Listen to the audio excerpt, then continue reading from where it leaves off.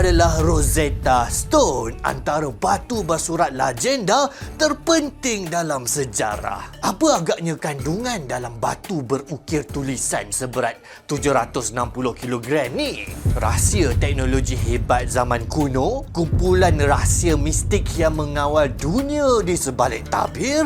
Atau cara membuka pintu gerbang alam lain? Kandungan batu Rosetta ini adalah puji-pujian kepada Raja Mesir sambut hari jadi dia serta pengurangan cukai. Bosannya. Okey, punca kenapa batu Rosetta ini tersangat-sangat penting dalam kajian sejarah bukanlah disebabkan kandungan dia. Sebab kalau korang tengok pada batu ni ada 3 tulisan yang berbeza. Bahasa Yunani kuno, tulisan demotik Mesir kuno dan tulisan hieroglif paderi-paderi Mesir kuno. Okey, jadi korang dah biasa tengok tulisan hieroglif ni kan, dia penuh dekat dinding-dinding piramid. Malah dalam Pokemon pun ada juga. Cerita dia sebenarnya, selama beribu-ribu tahun tulisan Mesir kuno hieroglif ini telah mati, dia telah pupus.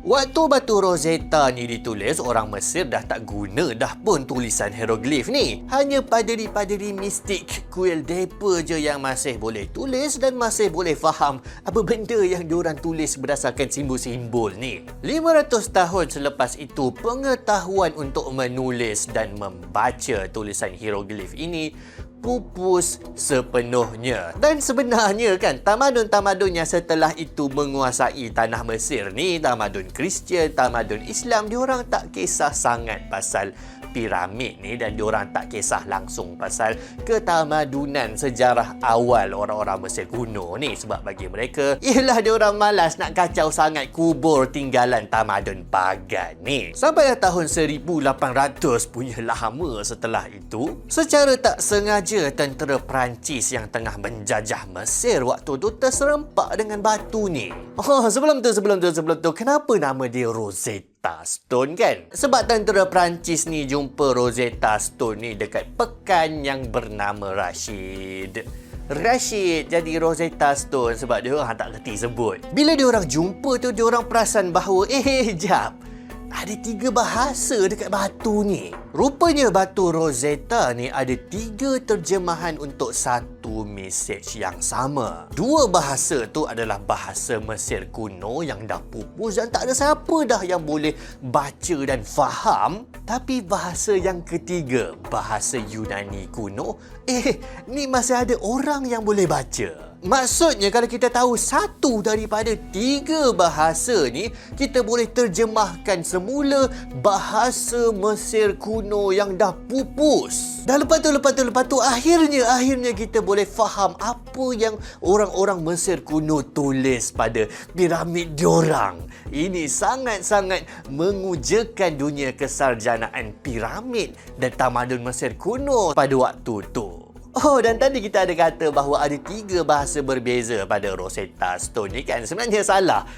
Yang lebih tepatnya adalah ada 4 bahasa. Bahasa keempat ditulis dalam bahasa Inggeris, ditangkap oleh tentera British pada tahun 1801. Dipersembahkan oleh Raja George III. Sebabnya tentera Perancis dekat Mesir waktu tu dia ditumpaskan oleh tentera British. Diorang ni bergaduh teruk lah pada waktu tu. Jadinya kalau korang nak tengok Rosetta Stone yang asal, sekarang ni dia disimpan di Museum British, tempat hasil curian barang sejarah yang paling popular dalam dunia. It's Tuesday, isn't it? Jadi nak sambung kisahnya adalah para sarjana dan para sejarawan pun diorang pun berbondong-bondong lah datang kepada Rosetta Stone ni. Diorang berhempas pulas cuba nak faham tulisan hieroglif berpandukan kepada bahasa Yunani kuno yang sarjana-sarjana ni diorang faham dan boleh baca. Tapi semua tersekat.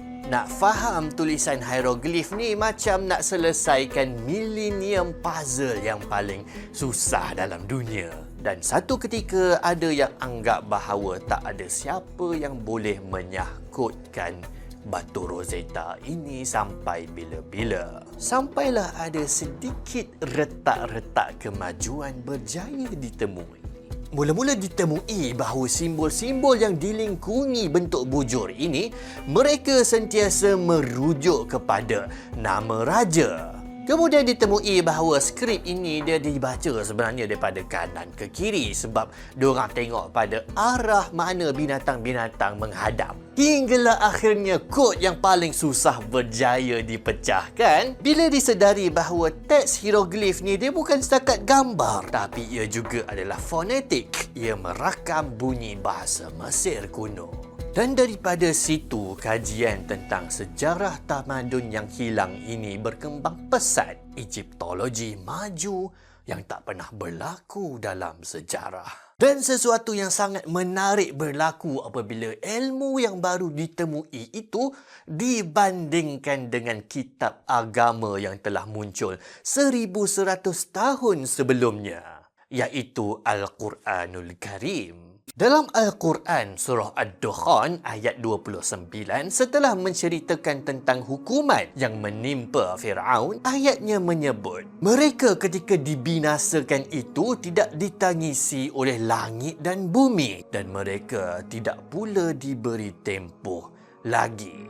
Dan bila kita baca ayat Quran ni, kita jadi pelik macam, Quran bukan kata penduduk langit dan bumi. Quran kata langit dan bumi itu mereka tak menangis. Kenapa Quran cakap macam tu? Dan kita pun tak fikir apa sangatlah sebab memang sangat-sangat biasa bila kita baca Quran, kita cuma baca tanpa faham dan tak ada percubaan untuk mentadabbur langsung. Sampailah baru-baru ini ditemui teks-teks hieroglif yang menyebut tentang motif langit dan bumi menangis dalam tradisi Mesir kuno. Makanya di sini Quran secara langsung sebenarnya membantah kepercayaan Mesir kuno ni. Dan lagi-lagi takjub, pengetahuan tentang tulisan hieroglif ini telah hilang pada ketika Quran diturunkan. Tak ada orang yang tahu. Dan ini hanyalah diketahui setelah Rosetta Stone ditemui. Dan ada lagi. Bila kita sebut tentang Fir'aun, apa yang kita akan terbayang? Kita akan terbayang bahawa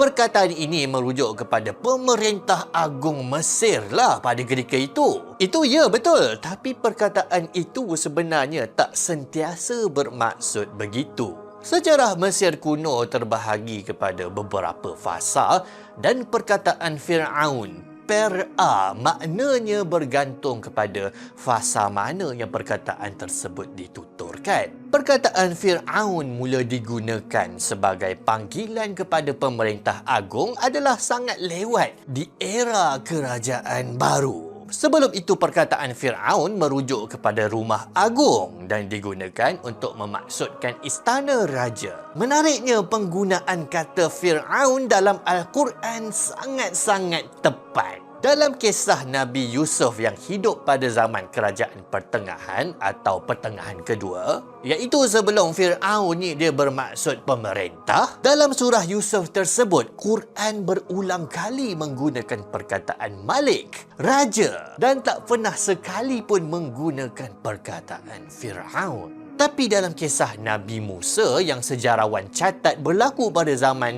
kerajaan baru, Quran berulang kali menggunakan perkataan Fir'aun dan tak pernah sekali menggunakan perkataan Malik, raja. Wow, tak sangka! Dan ada banyak lagi contoh ketepatan Quran dalam ilmu Egyptologi yang tak pernah diketahui sebelum ini, melainkan setelah penemuan batu Rosetta. Boleh tonton video yang ditunjukkan. Jadi kesimpulannya, walau datang ilmu-ilmu baru yang ditemui oleh manusia, sebenarnya ada satu perkara, ada satu kebenaran yang tak akan berganjak, malah semakin lama kita tahu bahawa kebenaran itu adalah kebenaran yang sebenar-benarnya, iaitu wahyu yang diturunkan oleh Allah Subhanahu wa Ta'ala. Kita jumpa lagi dalam video yang akan datang. Assalamualaikum.